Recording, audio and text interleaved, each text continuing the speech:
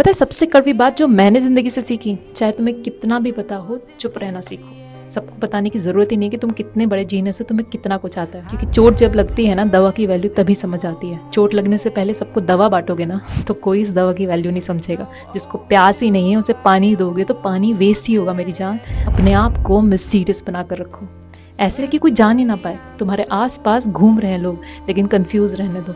अभी तो ये कुछ बोल रहा था, अभी ऐसा बोल रहा है। तुम्हें पूरी तरह कोई जान ही ना पाए, ऐसे बनो। क्योंकि जब तक तुम मिस्टीरियस होंगी ना, लोग तुम्हें जानने में इंटरेस्टेड होंगे। खुद का एक ऑरा बिल्ड करो।